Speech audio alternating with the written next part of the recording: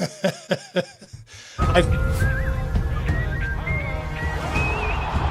game is once in a century. Be there at Casey Center on February 12th. Go to HarlemGlobetrotters.com for your tickets to the 100-year tour. Can you still...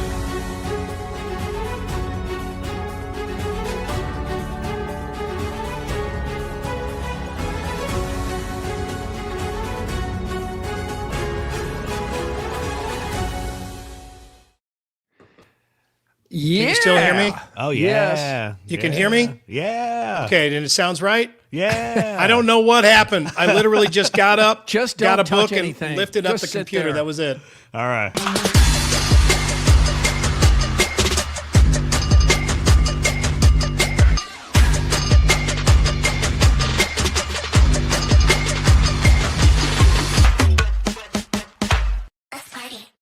Party.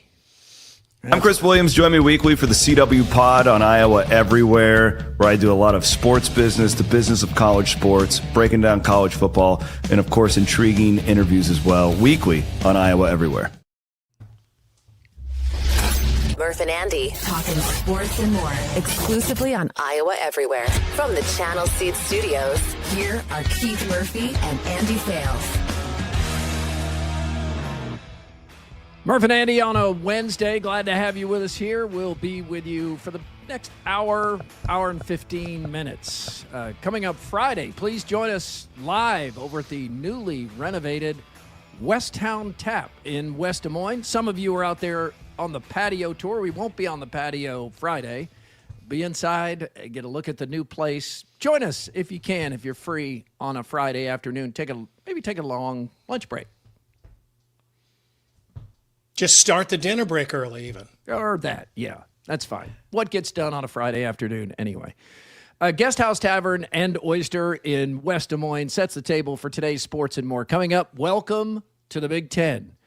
We are Penn State and happy to leave LSU. That is all ahead. I think happy to leave LSU. Is that the AD squared? Oh, yeah. Oh, yeah. Guest House Tavern and Oyster has nightly specials every Wednesday.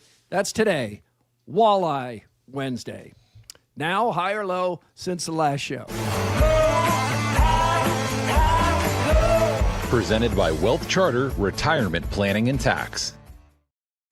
Great advice to be had up at Wealth Charter Retirement Planning and Tax. Tim Hawkins is the owner. We know him. He is a guy with lots of answers, and you may have lots of questions as we begin to wrap up year 2025 and look ahead to 2026. You'll find them at wealthcharterretirement.com. How am I doing here today, guys? Does I sound normal? Okay. I had to come downstairs again. I still having trouble with my router extensions upstairs. I don't know what's going on. It seemed like it was okay all morning long. And then I'm having problems with my hair extensions, so it's almost the same thing. But I do like your Christmas splash in the background there. It looks nice. Yeah. Fortunately, it's sort of clean back there, I think. Now, what does Santa do when he lands in that chimney and those glass doors are all closed and everything? Is that a problem? Could this go to a Carol bottling redemption center situation? Yeah, right. We installed handles on the inside for emergency purposes, so he can get out. Yeah, he knows how to good get thought. out. And even if he just wants to kick him in, that's fine. He's Santa. He's got that do what kind you of want, power. Santa. Yeah, he's got that kind of clearance. It's just kind of hit me. I totally blew my chance. I'm going low, by the way. Oh, I covet a exterior illumination at Christmas time. exterior illumination. I really want a perfectly lit house at like Christmas more time. Home Alone or Christmas Vacation? How big do you want to Well, go? I mean, Christmas Vacation is too much, and I think it was supposed to be, but no, Yes. this is too much. This example house here, but Is that the McAllister house right there? it kind of looked like it's not. No, it's just some random pull off of Google.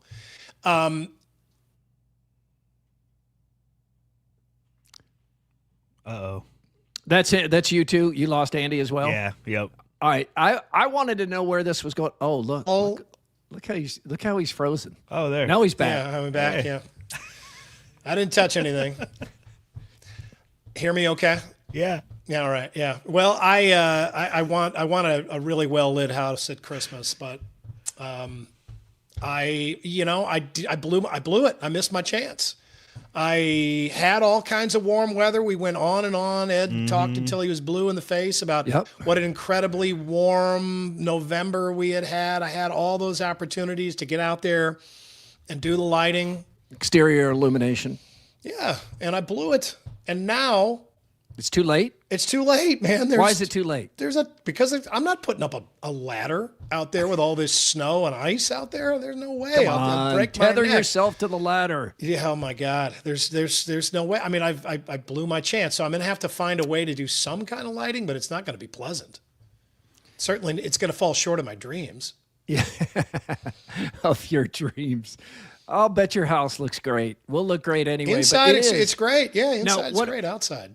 What about the neighborhood shaming factor here? Because you got to be some neighborhoods. If you're the dark house, you're the black cat, black sheep.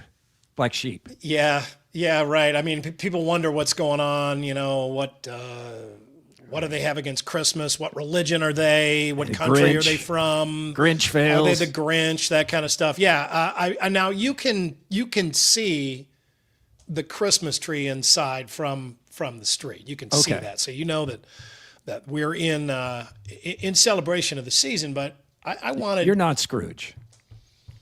No, absolutely not. I wanted something really remarkable, and I had a chance. My friend Dylan spent like an entire day with that really nice weather that we had right before Thanksgiving up on a ladder. And he worked really hard, but I mean, it's all paying off for him now. It looks great. Right. You file this under procrastination. And hubris too. It just seemed like winter would never get here. And we were just, I had earned this, the right to just wait until the last minute. Have you seen what Ed says the actual temperature, I'm sure you have, will be tomorrow morning? Yeah, as of last night at 10, he said we were going to break a record, like easily break the record. We're going to go down to -10, and the record is 6 below. I mean, which is, we all know we get much colder than that, but you just have to remember today is December 3rd. We're not even technically in winter yet. We're 3 weeks away from it. Oh, man, that's a good point.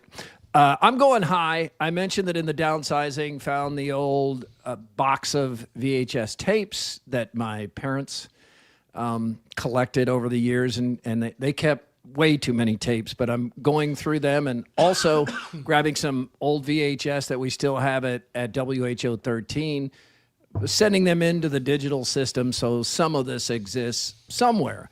But one of the first things I found was the night before I start anchoring after sitting out a 6-month non-compete. I worked at 13 during that time.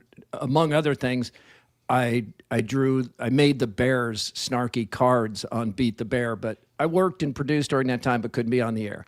So this is the night before I start. So this is late 1996, and the talented Rob Olson does one of his they're really popular back in the 90s, the Olsen Files. Tomorrow night, sportscaster Keith Murphy officially joins our News Center 13 team. He's been benched kind of for the past 6 months, and we figured that he might need some help to jump back into the game. It's an anchor refresher course in tonight's Olsen File. His big debut was fast approaching. Hey, yo, Murphy. Hey. And we couldn't find Keith Murphy. Hey, sports boy. Yo. Murph, gotta do that TV thing. Come on. In his home, we found evidence he was around. Anchoritis. He's here. But where? Yeah, Murphy. Where the heck is he? His dog was no help. It's sports time. Come on. And there were very few clues as to his whereabouts. Murph, where?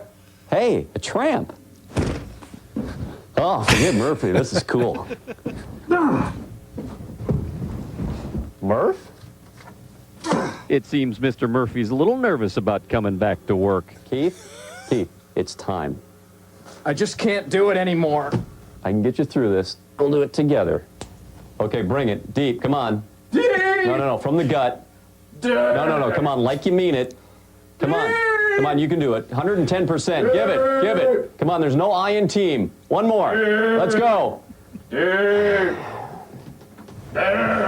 Keith. Down your coat a little bit. That always helps. Okay, just dust yourself off. Come on, get up. You can remember. It's not that hard. Just sit down right here. And remember, just relax. It's a tense time for Keith. Buck up, sport here. Anchoring is just like riding a bike. You don't forget. Come on, you can do it.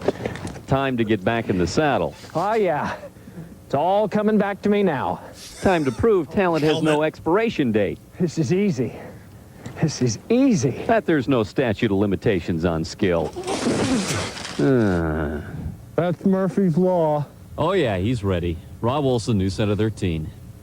Oh boy, we can expect a lot more antics, I'm sure, from Mr. Tomorrow Murphy. night. Yes. He's ready. I wonder what he's going to pull then. Alrighty. Well. Oh, so much fun just to see that. That's John Bachman and Kathy Soltero. Was that your real apartment? It was, yeah. And one of my roommates, Got a fireplace in it. Mark Baden, who has been the chief meteorologist, like the Ed Wilson of Milwaukee for 30 years now, he got in touch with me last night and said, I still have that nativity scene. It's in our house. He's married with 3 daughters. And I heard from Rob Olson today, which was really cool. And just a week during Thanksgiving break, I saw Rob's brother.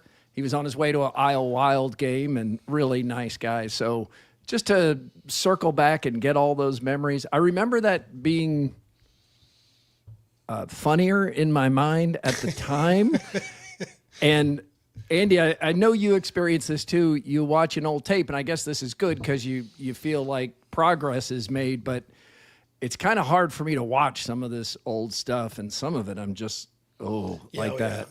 Yeah, right. Yeah, no, I get the same reaction when I watch my old stuff, but it's always funny how much higher your voice is because, I mean, you say it's because the tape is stretching, but that's voice some of it, but my voice was higher. Yes. Yeah, it was definitely higher. So I mean, you definitely, your voice goes down as you slow down. You don't talk so much like a chipmunk when you get older.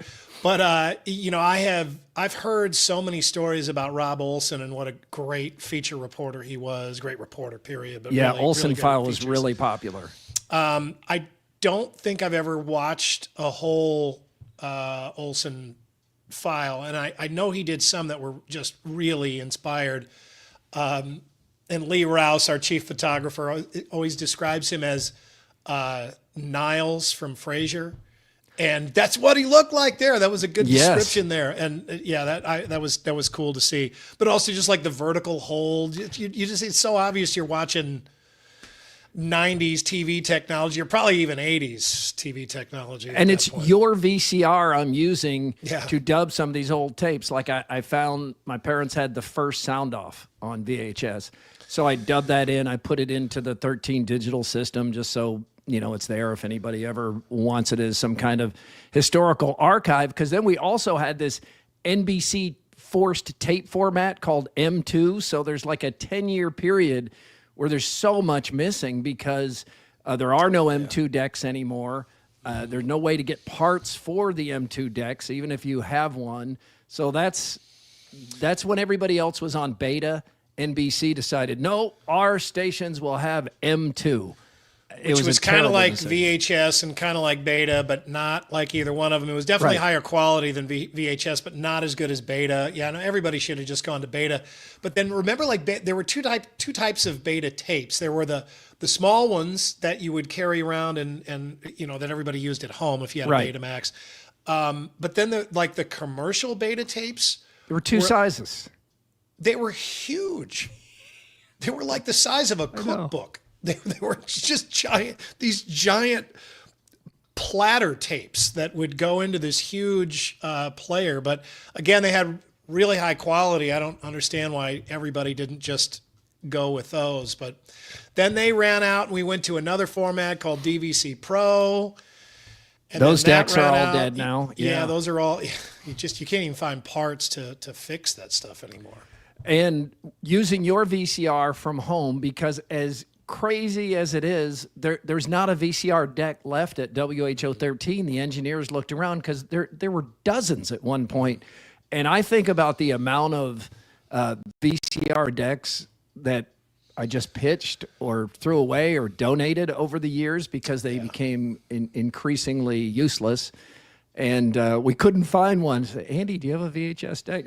It looks like maybe it's one you bought as you were checking out at Walgreens. Maybe I'll pick this up for $25. No, it's a JVC. It's got good. I mean, it was a quality deck at back the time, in the day. But I couldn't get rid of it because I've got a bunch of stuff on VHS, which is really I'm playing with fire right now, right? Because if this thing breaks, I'm sure that you can still buy a VHS deck, but who really wants to right now? I mean, it's just pointless. Other than this, I can't imagine what I'd use it for. And I have been surprised because I've put in a few tapes from the mid-'80s and just waiting for them to snap because our engineer, Greg, he was explaining to me how tight these tapes get over time. That's part of the reason that everybody sounds a little different, but nothing has broken yet. So thank you for the VCR. Here's the buzz. The Buzz. Brought to you by Logier Heating and Cooling. All right, Logier Heating and Cooling, having a busy week, preparing for the great freeze tomorrow, proudly serving the Des Moines metro community for 120 years.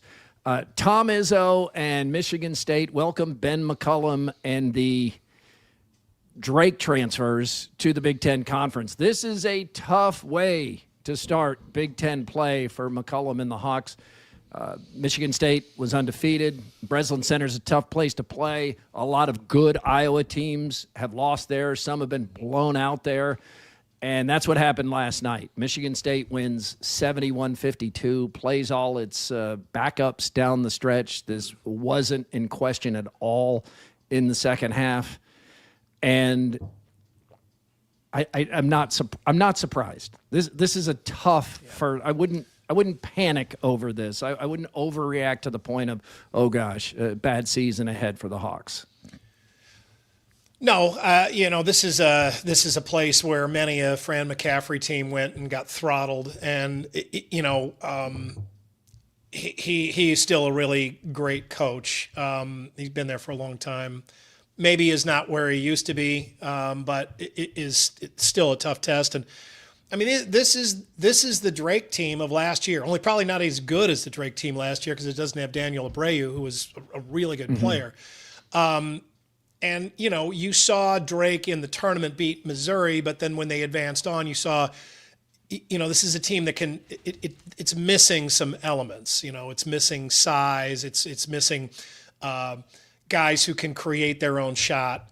If Bennett Sturtz is contained, which he was last night, they don't have a whole lot of other options. I mean, it's still a really good team, and Ben McCollum is going to get the very most out of that group that anybody could get, but they're still not where they need to be to really compete in the Big Ten. But the one thing that we learned last year, watching Ben McCollum and these same guys at Drake, is they learn. Mm-hmm. I mean, they get better. They will not look the same when they run up against Michigan State again this season. I mean, even Michigan State equivalents, they'll learn. And I mean, you just saw that last year at Drake, and they would lose a game to a team where it looked like it was kind of a mismatch, and then they would meet that team again, and they would beat them. So, this is something that he's got to go through this whole cycle. It's just going to take some patience. I think everybody knows that at Iowa, but you can be feel pretty certain, at least going on the example that you had at Drake, that this team is not going to just look like it's doing, the exact same ineffective things over and over again. Ben McCollum, as we've said many times and said at Drake, and when we were saying that this is who Iowa should hire, is a really good coach. And he can go out there and with equal talent or times lesser talent, beat your team with his coaching. He's not going to beat Tom Izzo like that. And it's good for even Ben McCullum to experience this last night and for him to get a little bit of a reality check too. This is a Hall of Fame coach, and his strategy was clear from the start. We're going to try to take Bennett Sturtz out of this game and make him less effective.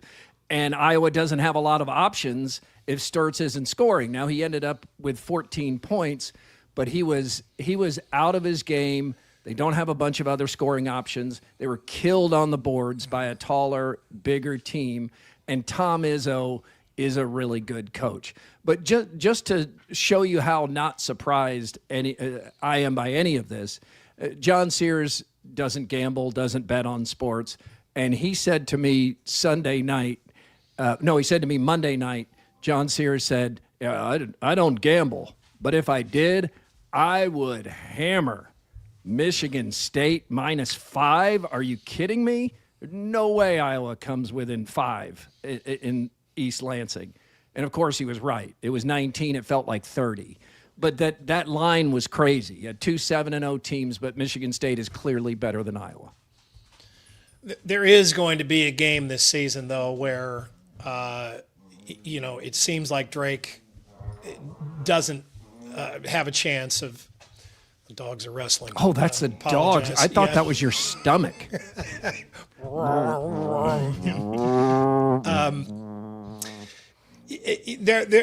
going to upset some teams this year where it looks like they don't have a chance, and they're going to come in. Yeah. Those teams are not going to be as prepared for them as Tom Izzo and Michigan State was. Yeah, because they were prepared. Your thoughts from a fan perspective? Yeah, I mean, a lot of what you guys already said. I think hopes were high going into this game that I was going to find a way to compete, maybe pull off some sort of a miracle after that 7-0 start. But in reality, this is the first third of the first season under Ben McCullum. If you trust him as a coach, if you think you hired the right guy, you understand that he, as you said, Murph, he needs to take lumps like this too. They need to figure out, hey, this is a different world in the Big Ten. This was a tough place to go. And I think this will be good for the team. They now have some film. They now have some experience. They can take this. It's tough to go to Iowa State now next week and probably experience a similar outcome. This is going to be a learning curve of a season. But, yeah, I think there was like that hopeful part of all of us, I think, in the Iowa in Hawkeye Nation that was, hey, maybe something crazy happens and maybe this is like, some sort of a miracle season. That's probably not going to be the case. We saw some of the things that Iowa we knew were going to be issues really starkly last night, rebounding, toughness down low. And then it's Izzo in the Breslin Center, and you're going to get a lot of fouls called on you, and you're not going to get any love from anybody else. So, it was tough to watch, but nothing to worry about. I agree. Don't overreact too much. But let's get a quickie poll from WCI Pools and Spas in Ames and Urbandale. Iowa's 19-point loss at Michigan State is more no big deal. It's at Michigan State, or it's a worrisome attention getter. I would lean more toward the first. It's at Michigan State.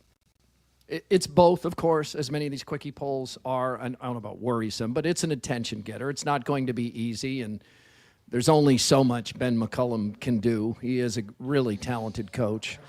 But I would lean more toward the amount of good teams I've seen go to Michigan State from Iowa over the years and take this kind of beating. And it probably depends more on what kind of fan you are. I mean, if you're an unrealistic fan who had visions that McCullum was going to be able to do at Iowa what he did last year at Drake, then you're probably really disappointed. But if you are realistic and know that he has stepped up significantly in. Sounds like you have a bear in there. Stop. That's Lewis and Bernard. Anyway, but yeah, I mean, if you're a realistic fan, you understand that the Big Ten is not the Missouri Valley Conference, and this was, what we needed last night was we needed a check on where there I go. We needed to check on where Iowa was, right? I mean, we've seen them look really good this year, and maybe we've been pleasantly surprised, but we still didn't really know how good they were, right? I mean, we needed kind of a bearing setting game, and this tells you that they are not at the point where they can go to Michigan State and beat a top 10 Tom Izzo team. Okay. I mean, it's a talented team. Right. And nobody should be like really disappointed in that. I mean, it's right. I mean, they shouldn't win this game. Iowa should not be able to go to Michigan State and win right now. They shouldn't be able to. Iowa hosts Maryland Saturday. I think if there's any one thing that came out of this game that's maybe interesting the next week is there are some Hawkeye fans who have kind of changed a little bit what they think they can expect next week in Ames. I was seeing some Hawkeye fans feeling like that they might go into Ames and win, and they still could. But you're approaching it with a little bit more caution in the rivalry than you were before what you saw last night. Now, speaking of Drake, McCollum's team last year, who, by the way, Tom Izzo, I think, believes McCollum coached at Drake many years. His comments were all about, I've been watching Ben McCollum many Drake years, for a while and now. Drake, he's had some great seasons at Drake. We had one season at Drake, and it was a great season. Well, yeah, the compliment is that Drake has put together, despite the fact they've switched coaches, they've had quite a run. Yeah, they have, and that's probably more to what he was speaking about.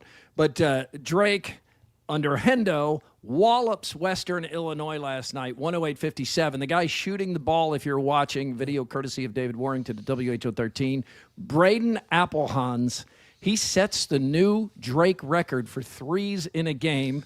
Griff didn't look impressed, but everybody else was. He hit 10 threes off the bench, comes off the bench, hits 10 threes, he scores 30 points. So that means every single point he scored was a three. And again, Drake won by 50. Yeah, and I mean, Drake has had some great three-point shooters. And you know, we got a game like this out of Mitch Mascari last year early on, where it really kind of put everybody on notice that guy had to be, you know, basically double teamed anytime he had the ball out there, and that helped the Bulldogs a lot. And if this guy can do that, you know, that's a huge step in the right direction. But I mean, 10 threes. 10 threes. That's amazing. Off the bench. Yeah, right. I mean, this is a guy that just kind of instantly moved to the front of the line as the biggest star on this new Drake team, because Drake fans were still trying to remember who's who. Yeah, he's a transfer from New Mexico. So Drake also set the team record for threes. And as Andy said, that's a big deal because they've had a lot of three-point shooting teams. But 19 threes last night against the Leathernecks, who just took a beating. The Drake women, by the way, have already played today and already lost today. Lost again to Lindenwood. So that's like 5 or 6. This is a rebuilding year, clearly. Iowa State, Alcorn State tonight. Cyclones favored by more than 40. Taman Lipsey is day-to-day, according to TJ Otzelberger, with that strained groin. I think we can all agree there's no way you play Taman Lipsey tonight. You give him more rest because Iowa State's going to number 1 Purdue this weekend. Can't wait to see that. And then Iowa State hosts Iowa next week. So get Lipsey healthy, even though the guy who was just on your screen there, Torre, he's played really well. Mm-hmm. Yeah, right. The freshman. Yeah, don't take any chances. Does he get his groin massaged? I would think so. You've had that done on camera before. I did it. Yeah, it was my hands, not my groin. Unintentional. Yeah. Sure didn't look that way. It's pre-Olympics, right? I got to find that tape. Yeah, it was right before the Olympics. You know, you don't need to look too hard for that one. I'll see if I can find it. Interact on YouTube. Email Murph_Andy at iowaeverywhere.com.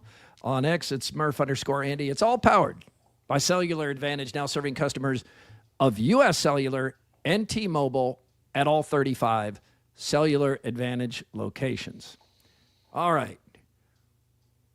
We are Penn State. When is Penn State going to hire somebody? It's been 2 months since James Franklin was fired. And Andy, one of the truths in business is, in coaching in particular, if you're going to fire a really successful coach who was one game from the national championship last year, you need to have a plan in mind. You may even need to already have a backroom deal done. Penn State clearly did not have a firm plan. So what's up? I don't know. Maybe they do have some they plan, have and it's a guy that's still coaching, and the only coach that would leave his team before the college football playoff just got hired by LSU. So I don't know. I want to give Penn State credit to be smart enough to be like you just said, but I don't know. I mean, there are a lot of openings.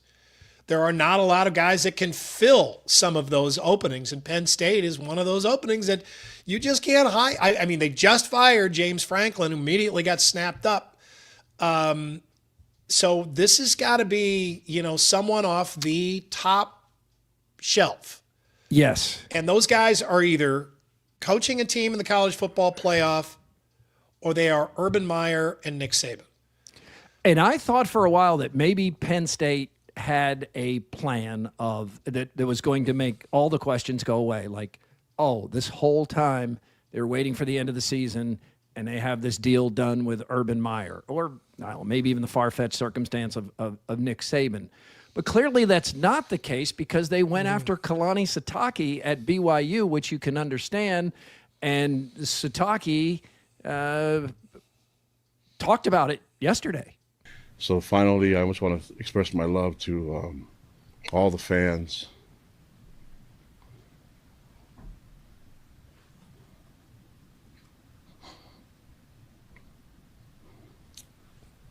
My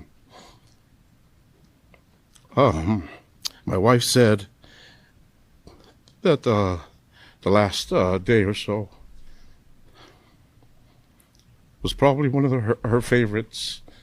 And my family, and she called it a love bomb from all the fans, and it's hard to leave when you have something so special, and you have amazing people that support us, and so I'm just grateful that I get to be around the amazing fans, and to make things easier, we'll just quit all the drama, and I'm here.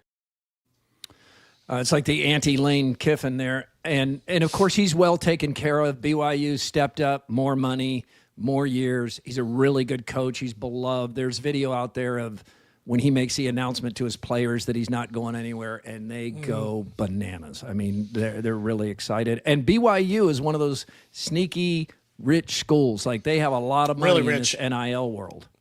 Yeah, absolutely. And that's one of those schools where, if it's almost its own world. If that's your cup of tea, you could be what? It's not. I was just saying, no. It's not our cup of tea. Nope. But if it is, you could be happy there for the rest of your career. I mean, no doubt. I mean, you could really just kind of have your own little football utopia there. So, but at the same time, if you're the athletic director there, you can't sit back and assume that your guy is not going to look elsewhere, because these guys, at the end of the day, they're businessmen. I mean, they really have to be. A name that's coming up, no surprise, it is Iowa State's Matt Campbell. I don't think Matt Campbell is a name that would immediately thrill the Penn State fan base. They're thinking bigger than that in name recognition. But anybody who takes the time to look at what Campbell's actually done at Iowa State would know that he's a really good football coach. It's one reason Josh Pate, among others, is saying, what is Penn State doing? Matt Campbell should be the top candidate from the start of this. Now, Iowa State fans hope that Campbell just continues to be happy at Iowa State. But one of the things that I've been told that has happened, Andy, is Matt Campbell acting as his own agent, and time after time there have been schools that have put the feelers out or seen what his interest level was, or he was close to the USC job, but then Lincoln Riley became available at the last minute, and you're USC and you can get Lincoln Riley out of Oklahoma. You take him instead. All of those things have happened. But among the ADs, the talk is kind of like, well, we don't want to waste any more time with Matt Campbell because he's not leaving Ames. And that's a good thing for Cyclone fans to hear. But, of course, there's always something that could turn his head. And to me, I mean, Arkansas was never real. The crap team was all over that. He didn't go into some place where he yelled, woo, pig suey at pep rallies. But Penn State, you would, if I'm Matt Campbell, I at least listen. I mean, you would have to take that call, right? Absolutely. Unless, and here's the thing. I mean, in all the time that he's been here in Iowa State, we don't really know Matt Campbell. It's okay to be happy where you are. But we don't know him very well. I mean, really, he hasn't come in the studio and we've had a long talk with him. He's a personality that, I mean, he's got his kind of game face personality, and beyond that, I mean, I've heard things about what kind of guy he is. Chris Williams certainly knows him well, likes him. You take Chris at his word for it, but I don't know him. I don't really know what makes him tick, what he finds value in. We know more about Kirk Ferentz, and I feel like at this point in Kirk Ferentz's tenure at Iowa, we definitely knew more about him than we know about Matt Campbell. But that's part of Matt Campbell's personality, is that I just don't think he shows a lot of his hand to anybody outside his innermost circle, and that can be a really good thing. But in this case, I would say from Penn State's perspective, right now he may not look like, from their fans' perspective, right now Matt Campbell may not be somebody that gets people excited or that they would be satisfied with. But let's wait and see how long this coaching search goes.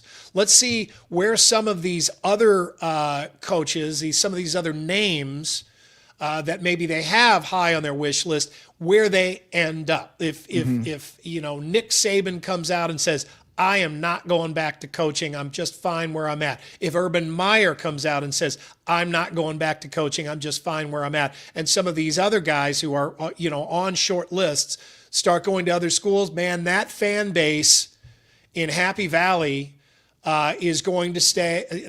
They're going to start saying, okay, let's take another look at this Matt Campbell guy, because maybe he doesn't excite us right now, but look what he did in Ames, Iowa.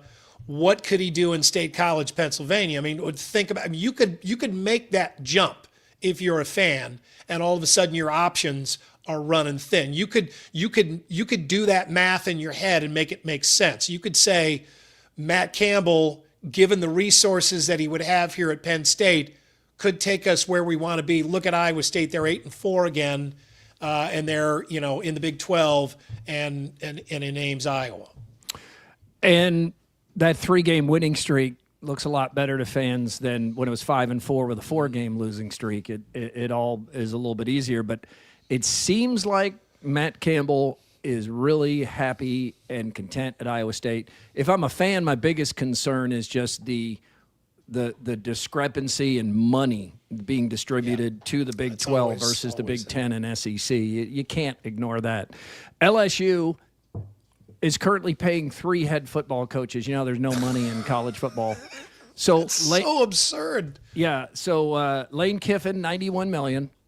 Brian Kelly is owed $54 million, and he'll get it now because he went in on that lawsuit and LSU backed down. And Ed Orgeron, remember him?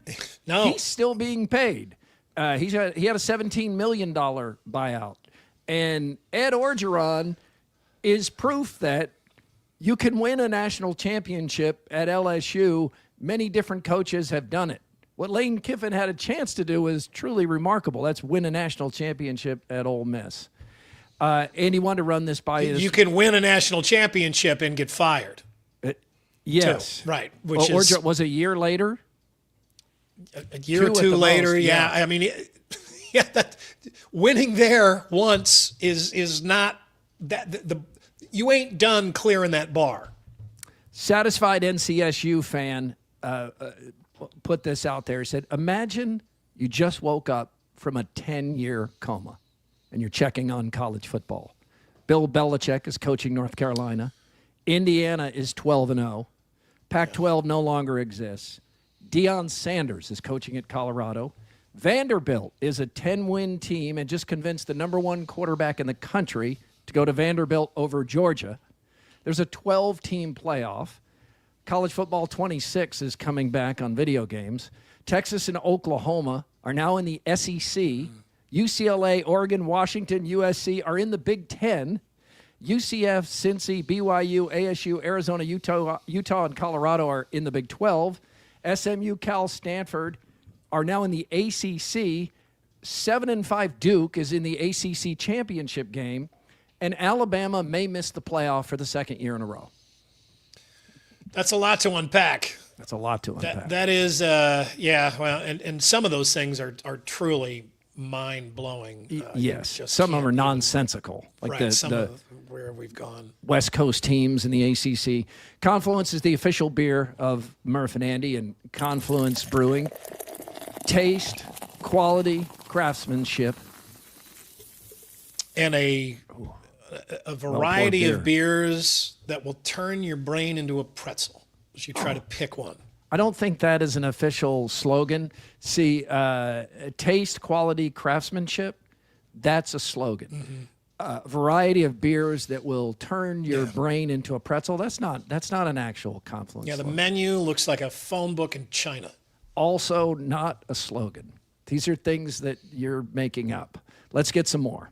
But wait, there's more from Either Or Eatery and Patio. Either Or now masquerading as tinsel. A Christmas pop-up. They basically just redecorate the thing, and they've got a bunch of, the whole place is beautiful right now, and they have new menu items, both the food menu and the cocktail menu. The pot roast sandwich would be a good example from the food menu. And then they have a whole line of Christmas-themed cocktails that they work really hard on. So check it out. You will see it from the outside. It'll draw you in, and you won't want to leave. Andy, I just had leftovers for lunch. Are you done yet? Yeah, I am. Thanksgiving leftovers. They're all gone. I ate the rest of the stuffing yesterday for lunch. God, that was good. Is that a good thing? Lunch just of stuffing? How do you feel? I thought for a moment, just not pure well, but it turns out it was your carb dogs. Oh God, it was amazing. It was so good. I honestly, I think I'm going to make another turkey here real soon. I didn't get enough. We'll start with this from the files of Some Headlines Don't Need Stories. We bring you this. This from More contributor Josh Betts. The headline reads, heavily intoxicated raccoon passes out in liquor store bathroom after breaking in, ransacking shelves. This was last Saturday in Ashland, Virginia. Officers with the Hanover County Animal Protection and Shelter were called to the Ashland ABC store. It's a liquor store. They found the raccoon unconscious in the store's restroom. There's a photograph right here. Yeah, is he okay? Out. I mean, does he bounce back? Well, wait till you see how much he had to drink. He had damaged merchandise on multiple shelves and then got into the liquor. Those raccoons they're troublemakers. Oh, they are. Yeah, he got in. He got into the liquor. He actually licked it up, drank it, all before he passed out. Also, it turns out upon further examination, he had pissed himself. He sent a really inappropriate text to a girl from work. And he bought $27 worth of Wild Cherry Lifesavers on Amazon. And then this adds out. credibility to the entire story. It was a drunken binge this raccoon went on. The officer safely secured the very intoxicated raccoon and then took him to an animal shelter to recover, to sleep it off. After several hours of sleep, the raccoon showed no signs of being hurt. Oh, wow. Didn't really remember what had happened. It was all kind of a blur. He said it did appear to have a hangover. Needed a cheeseburger. Yeah, just kind of a face full of regret for some poor life choices. And then he was released back into the wild. He is. That's a trash panda. Kevin's is right here. Kevin's 2007. So that's a trash panda. They get into everything, man. They're so bad. Great outdoors. They're constantly wreaking havoc. A shitload of raw hot dogs, isn't that what they said there? Going through their garbage in the great outdoors. Another attempt at a world record. Now Guinness says this is it. This is the longest fart ever recorded. Let's try that again.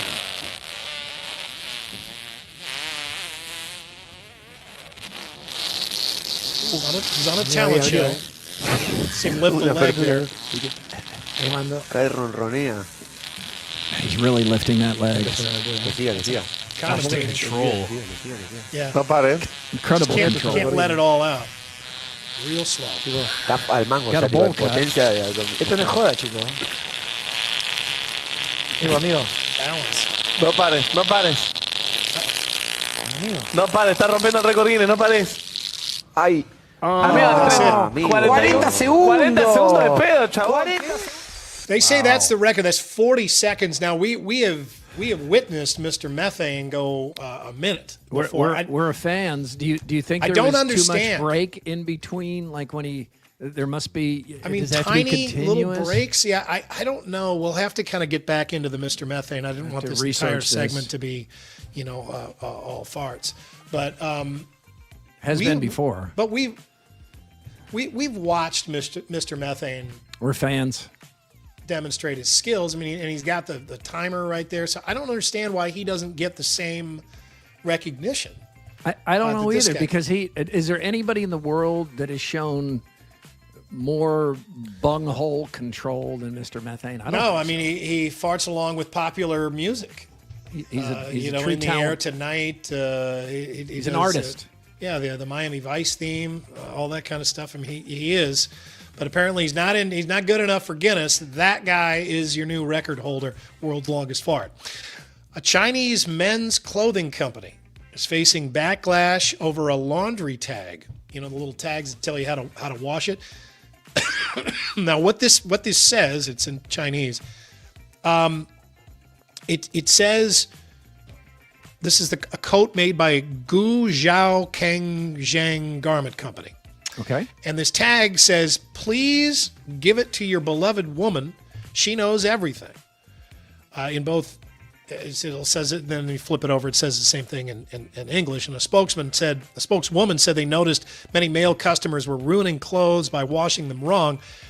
Women tend to know more about fabric care, which is, I think we can all agree, is really sexist, because I don't think women know more about fabric care. I think a lot of men do too, right? Really? I mean, my wife, she'll wash a sweater, like a wool sweater. You can't do that. They dry clean only. You got to follow the tag. I think so using your wife as an example, you think this is sexist? Well, I mean, they say give it to your woman; she knows everything. How do the women? That is the sexist part, not the fact that you're assuming that because she's a woman, she'll do the laundry. So you're saying it's because assuming that the women just automatically know everything. I mean, and Kahala, when it comes to washing a sweater, needs help from this tag. Yeah. Okay. I'm pulling those sweaters out of the laundry pile all the time. It is sexist. Now, here is some rare archival footage of Mr. Rogers and Betty White. Betty, what has 148 teeth and is holding back a monster? Oh, gosh, Mr. Rogers, what is it? My zipper. Oh, my. Oh, you rascal. I love it when you're able to do a deep dive and find this kind of Andy, stuff that did not hit the air. I don't think that's found footage. I just don't. What? You think a raccoon got in there and AI'd that sucker? Come on. Things just got harder for IRS agents. Some of the agents will now have to watch OnlyFans and other online content creator videos to decide if they count as pornographic under a new tax law. The issue comes from the No Tax on Tips law that was part of the so-called One Big Beautiful Bill Act, which says that tips from prostitution or pornographic activity do not qualify for the deduction. If the IRS audits someone claiming the tips deduction, which is capped at $25,000, an agent will have to look at their content and decide if it's pornographic. Spoiler alert, it probably is. I know. You knew you knew these kind of problems were going to come with this no tax on tips thing. This goes to Judge Potter, though, doesn't it? He famously said, I can't define pornography, but I know it when I see it. I know it when I see it. You think there are going to be guys stepping up? Yeah, I'll take a look at it. Yeah, I'll take this assignment. I'll let you know what I think here. I'm somewhat of an expert on the subject. We'll finish up with today's stupid criminals. They are from Florida, and this will probably be the most Florida story that you hear all week. 3 people were arrested in the Florida Keys after deputies say they were caught having sex in a Winn-Dixie parking lot in the middle of the day. Murph, Winn-Dixie is a big grocery store chain, right? It is, yeah. Okay. It's a Hy-Vee-sized chain in the South. Okay.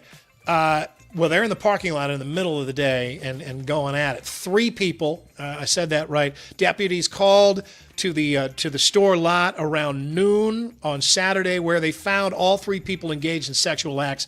Sharon Chaplinsky was charged with unlawful exposure of sexual organs, disorderly intoxication, and resisting without violence. This was her second arrest for similar public behavior in 3 months. Marshall Adam Lowry, also charged, along with Michael McDonald Howard. That's his name, Michael McDonald Howard. Michael McDonald Howard came out. That might be the best. Yeah, I'm gonna be there, all right. Yeah, I'm gonna be there with 2 other people in the middle of the day. Charged with his exposure of sexual organs, and again, to hammer home the point, they were drunk. In the grocery store parking lot, were you in the produce section and you got all hot and just couldn't wait to go home? You just had to go right in the parking lot. I wish we could somehow bring former WHO 13 reporter John Cahill onto the show right now for his story about coming out of Carl's one afternoon about 2 p.m. and there are 2 people just having sex on top of his Honda.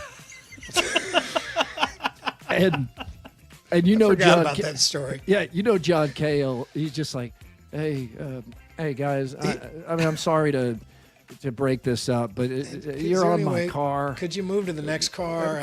Could you go to a different hood? Yeah, just a really nice guy. Yeah, I need to go, and again, you're on my car. Could you at least take off the belt? The metal buckle is scratching the paint. You're scratching my car, and I'm out of windshield wiper fluid, and this isn't the kind I wanted to use. That's your more. Oh God, we need to have him on and tell that story. We'll give him that kind of platform here on the Murph and Andy Show. That's your more, everybody. The Iowa Wild are home this weekend. 2 games. Saturday, the famous teddy bear toss. Fans bring a new teddy bear or stuffed animal to throw. New is key here. Throw on the ice when the Wild score their first goal, and all the toys will go to the Salvation Army. So that's coming up Saturday. Sunday, Kids Takeover Day. Kids will do the PA announcing, in-arena hosting, and more. First 1,500 kids 12 and under will get a youth hockey jersey. So, and Manitoba Moose. That's a good name. Manitoba Moose. It is. In town. Learn more, get tickets at iowawild.com. Ladies and gentlemen, it's time for Mr. Movie. It's time to go to the movies with Mr. Movie, Mike Woody. Presented by P&P Small Engines. There he is, Mr. Movie, Mike Woody. Mike, you're starting to look like Santa Claus. How'd the snowstorm treat you? The snowstorm treated me very poorly, by the way. Sorry. I hit a rock. I thought I screwed up the snowblower, so I stopped using it. Then I found out the next day that the rock was just wedged in there as it shot across my garage. Oh, dang. So that snow was so heavy, I almost thought I almost stopped the snowblower a couple of times, and I was like, man, if I have to call P&P Small Engine on the first snowstorm, that's going to be embarrassing. And Jeff is just sitting there waiting for either you or I to call him because he's got nothing else going on. Well, you guys have the hotline. Team running the place. He's just worried about you and I.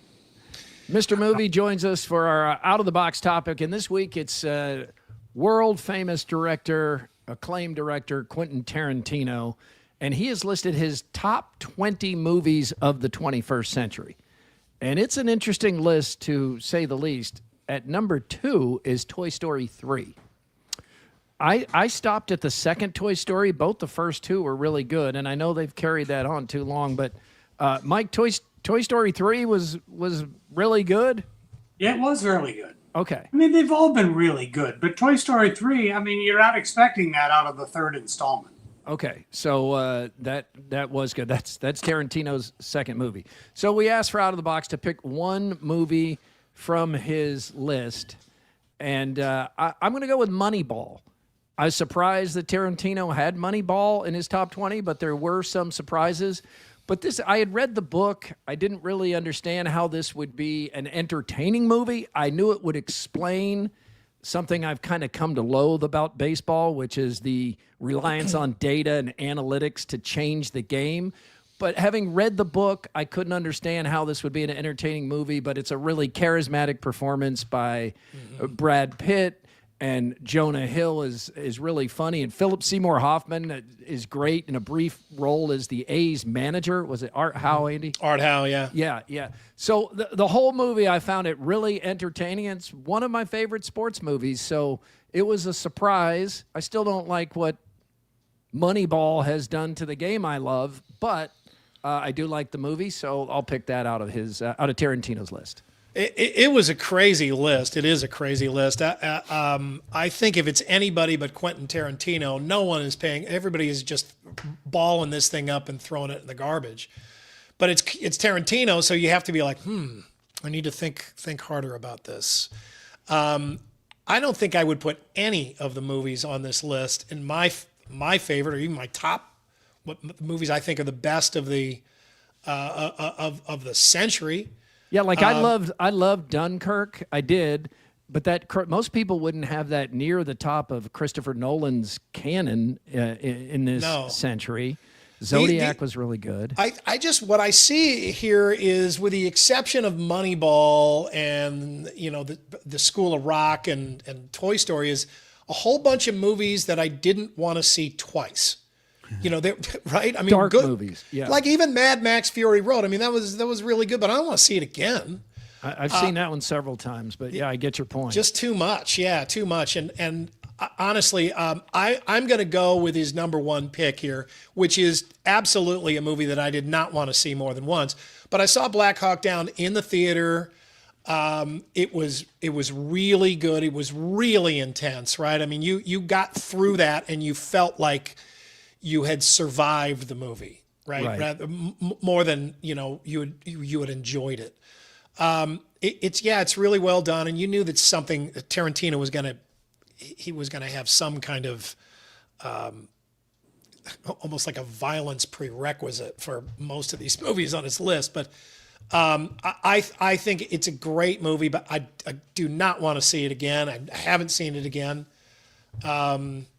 But I don't know. I mean, this is the great thing about a list like this is it makes you talk. There's a similar movie to Black Hawk Down. It's not as good as Black Hawk Down, but it came out this year. I'm pretty sure Mike saw it and reviewed it. It's called Warfare.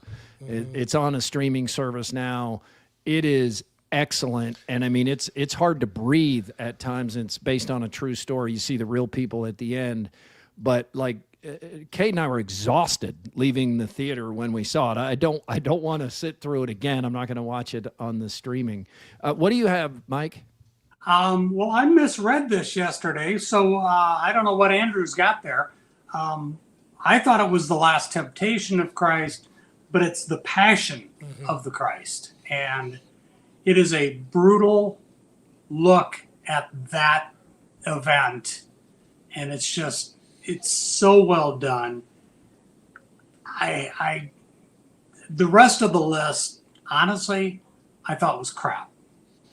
I mean, he's bringing out movies that, okay, they're good movies, but there's better movies that aren't on that list, and I don't understand. For sure, and I'm sure part is like what Andy was saying. He's trying to get people talking and maybe recognizing some movies that weren't top of mind for them. But can you remind me the Passion of the Christ, The Last Temptation of Christ? Which one is directed by Mel Gibson? That's the Passion of the Christ. Yeah. Okay, yeah. And that's what this is. The Last Temptation is Scorsese. Is that Scorsese? Right? Yeah. Okay. And that was really. I mean, both are really good movies, but The Passion of the Christ. It's a hard watch. I don't care what religion you are. It's intense. It is really very intense. We Andy's replaced by his dog. We just saw Andy is out for dogs.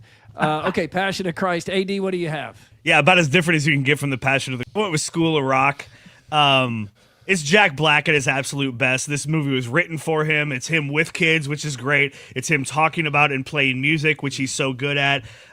Mike White, who's now famous for White Lotus, wrote this movie and stars in it.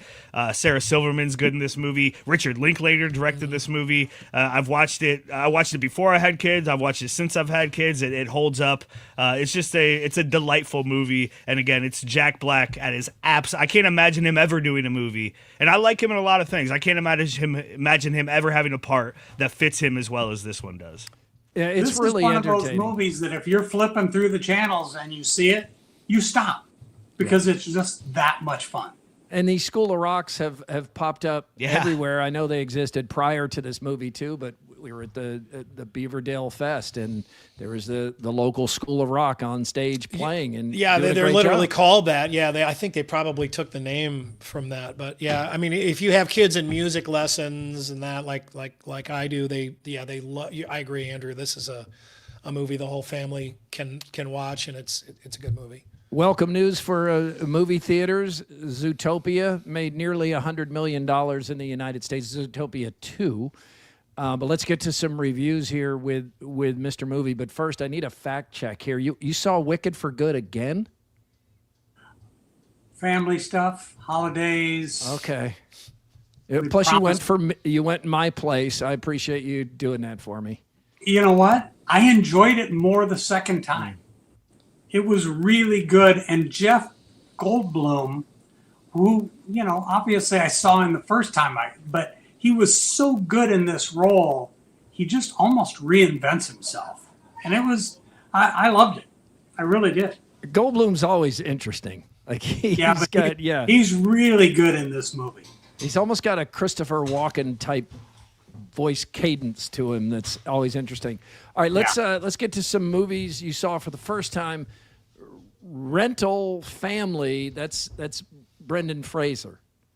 He plays a guy who's an American teacher. He goes to Japan and he's going to write there, and he befriends an old man and he starts to write about him. It's a very quiet film, but it's a great film, and I think if he doesn't get a nomination for an Oscar, he's been screwed, because he is that good.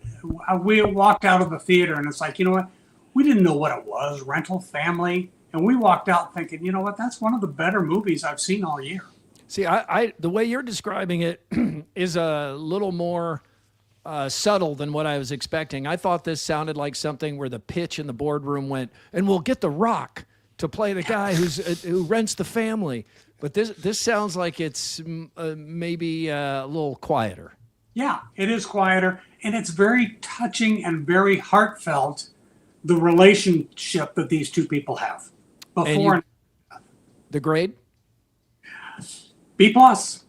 B+ for Rental Family. Wake Up Dead, a Knives Out mystery. I really like the first one. Second one, not as much. How's this? I think this might be the best one. I really do. And I didn't want to see it, but I went to what I thought was going to be a 2:00 show, and it was actually a 3:00 show. So this was the next one that started. So I went in and sat down. It's really good. It's got the humor you're expecting. The mystery is really good. So if you're going for the mystery, it's a very interesting way they've made this movie. So is that Daniel Craig in the middle in the trench coat there, or whatever that is? Yep. Okay, he looks different there. Had long hair, I guess. It's also a B+. I mean, so it was a good weekend, and the best was the next one, which is the one that you told me I had to see. You and Andy, I sent you both a text message after finding this on Netflix, and it especially struck me as something that Andy might enjoy, because it's its history and it's the great outdoors, and it's called Train Dreams. I had no idea what it was, but obviously I recognize Mr. Edgerton, and it's just a fascinating movie. It's written by a University of Iowa grad, so we got a little thing going there. Felicity Jones plays his lover, if you his wife, better term. Yeah, his wife. And she's great. It's just, and I think it's based on a true story. That's the crazy thing about it. It is. It's 1917. He's helping build the railroad with a bunch of Asians, and they're not being treated well. And he finally he walks away. And when he walks away, he walks a long way. He's a logger. Yeah, he's a logger. He's clearing out trees for the railroad. It's a very quiet movie. It is. It's based on a novella that's movie. not very long. It's heavy, but it is a. It's I think the Roger Ebert site said it's not a movie that you watch. It's one that you breathe in. Yeah, you really do. Sue and I watched it, and it was just like, wow, that was a great movie. Yeah, I mean, you have to be the type of person I think that would like a movie like that. But I mean, it is nice, and it's not long. It's not heavy-handed. It's sad, but it is a fascinating look at part of American history that I don't think most people know too much about. Yeah. And just he's living out in Idaho, and just kind of some of the things that people that were doing that kind of work dealt with at that time. Yeah, it'll be interesting to see come Oscar nomination time if they remember this movie, because I sure hope they do. Yeah, Edgerton is especially good, and the narrator is great. It's Will Patton, who has a very distinctive voice going all the way back to No Way Out and so many other movies. So that sounds like an A. Is that an A for you, Mr. Movie? That is a solid A. Okay. I think it's one of the better movies I've seen all year. Five Nights at Freddy's 2, very, very different from Train Dreams. That's coming out this week. And probably not very different than Five Nights at Freddy's 1. Wedding Crashers will celebrate it. How can this be? 20th anniversary? I don't know, but it's still pretty damn funny. That didn't make Tarantino's list. No, I should have. That's so funny. Fackham Hall. From all I can tell, it's like a comedic take on Downton Abbey. That's I don't know. correct. On the stuffy British movies, there's one, AD might know what it is, that like all the women especially went crazy for as a long series. It's not Downton Abbey. It's more... Bridgerton. Bridgerton, yeah. Oh, that's good. Oh, yeah. I like that. The women really like that. Back 'em all. Get it? Back 'em all. The other one that's getting a lot of Oscar buzz is Hamnet. Hamnet. It's a true story about William Shakespeare's son. Okay. And I believe he passed away. And I think this is the story of how that happened and how it was dealt with. So, you're right about the Oscar buzz, because the people in Hollywood love to reward anything Shakespeare based. Remember when Shakespeare in Love beat Saving Private Ryan for Best Picture? I do. Which one is standing the test of time more? But yeah, so that's called Hamnet. All right, very good. And Mr. Movie? It's based on a true story that not a lot of people know. Will you enjoy the movies this week? All right, guys, we'll see you next week. I'll have probably another handful of them. Sounds good. Thank you. Mike Woody, Mr. Movie, presented by P&P Small Engines. And don't you love real fast?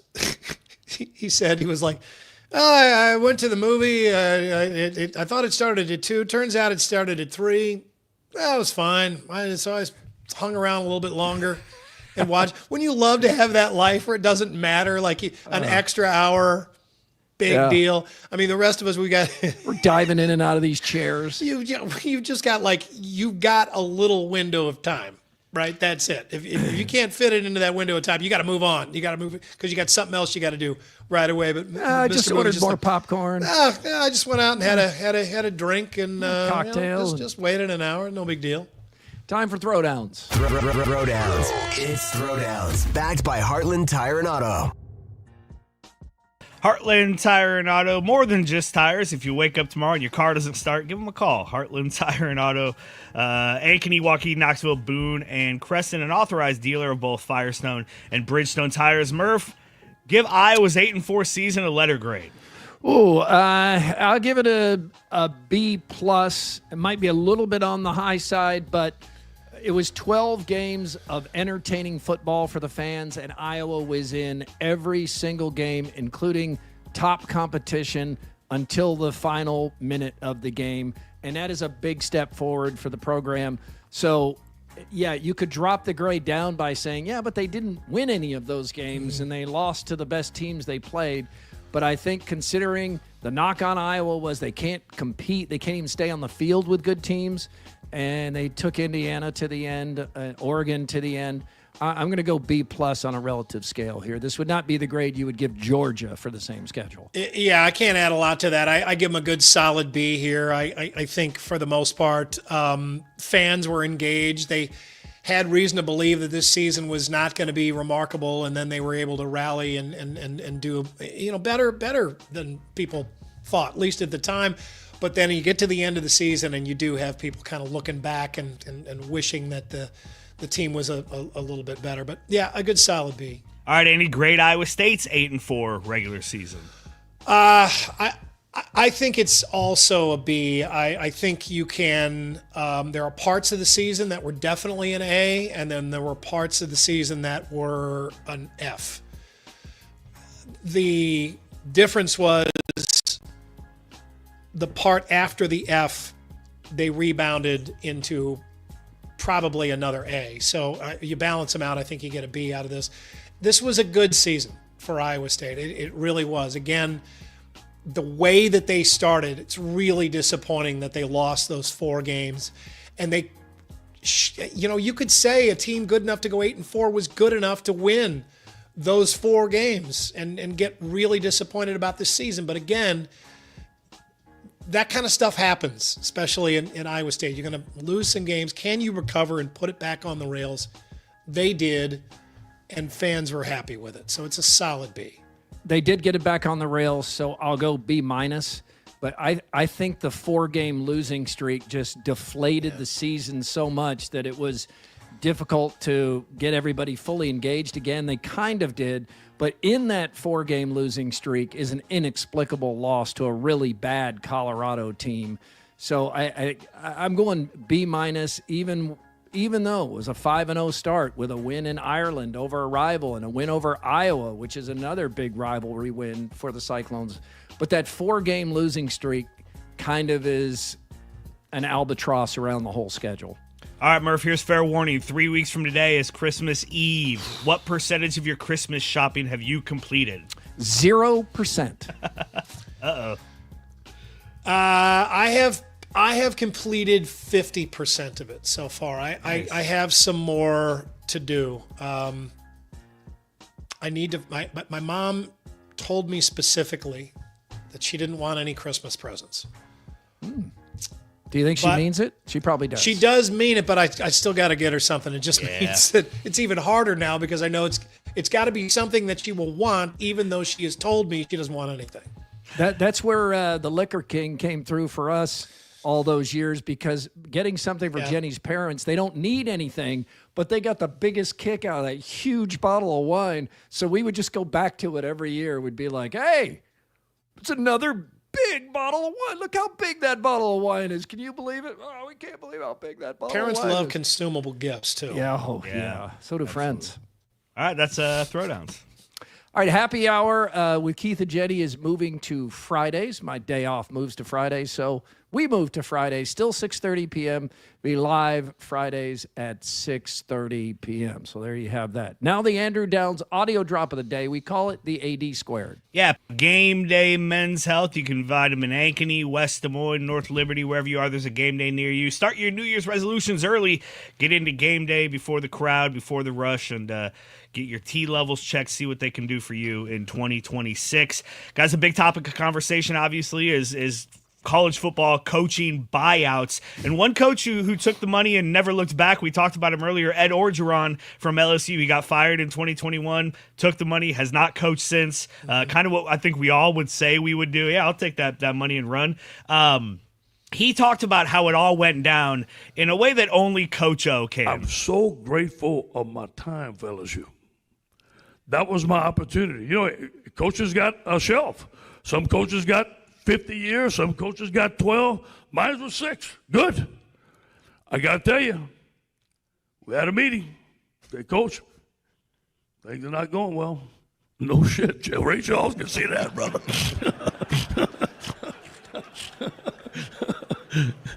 And they were good. And Scott Woodward is a friend of mine today. Really, really, a lot of respect for the way they handled me. So what's next? Well, I got to tell you this, though. Say, Coach, you got $17.1 million on your contract. We're going to give it to you. I said, what time you want me to leave and what door you want me out of, brother? Yes. What time do I need to be out of here? Do you need my key cards? Where do I leave them? Which door? And yeah, you guys are right. He won a national championship in 2019, had the weird 2020 season, and was fired like halfway through the 21 season. Did finish out coaching, but made the decision. They made the decision about halfway through that year. So about one full season after winning a national championship. Cautionary tale for anybody. And Lane Kiffin almost had his image completely rehabilitated there at Ole Miss, and he just burned it to the ground. Quickie poll results presented by WCI Pools and Spas. Iowa's 19-point loss at Michigan State is more no big deal, it's at Michigan State, or worrisome, it's an attention getter. 58% say no big deal, was at Michigan State. 42% say it's worrisome, it's an attention getter. Yeah, AD, you would probably one of many fans to say it's a little bit of both, but more at Michigan State. Not ideal. You don't want to see your team get beat like that, but it's early in the season, a lot to learn from it, and you believe in Coach McCollum and what he's trying to build there. It's a long season, too. Reminder, Friday, 1 p.m., we'll be out at Westtown Tap. Again, we will not be on the patio this time, so don't let that be a deterrent. We'll be inside where it's been renovated. And looking forward to seeing that. Nice plowed parking lot. We're going to be inside checking out their new stuff. We're not. Come join us. Start the weekend we don't early. Have to shovel anything. No. It's all been done for us. I've made sure of that. All right, good. Thanks for being part of Murph and Andy here on Iowa Everywhere. Keep the good times rolling and easy by liking and subscribing. If you get a chance, check out the new CW pod this week.